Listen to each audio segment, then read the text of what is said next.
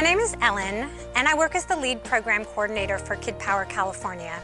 I've been involved with Kidpower for a little more than 6 years, and I have a tremendous amount of passion for the work that I do.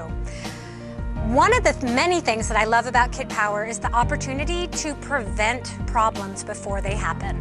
So I spend my day helping people set up workshops for their schools, social service agencies, or private family groups, where we teach skills that can prevent problems from growing into crises. My background was as a social worker, so I really love being on the prevention side of things now rather than on the crisis management side. I love the Kidpower community. I love the Kidpower culture.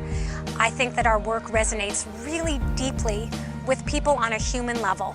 Once I explain to people about what we do, there are very few people that aren't interested in checking out our programs. And I plan to work for Kidpower for the rest of my working life.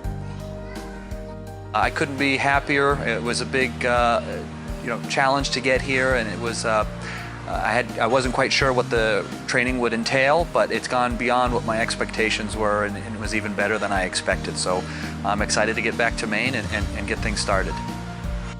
I mean, I got to this organization because I read the mission statement and the values online 17 years ago, and I thought to myself, I don't know how to be that kind of person, but I sure want to be around those kind of people. I was just really impressed with the vision and the purpose that this group brought.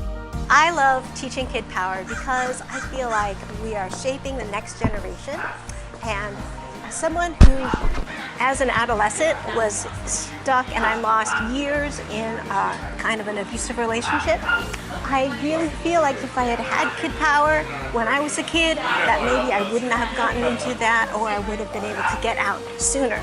So I really love working with the young ones and feeling like we're building a foundation so that the kids know how to respect each other's boundaries and how to set their boundaries. And it's a wonderful thing.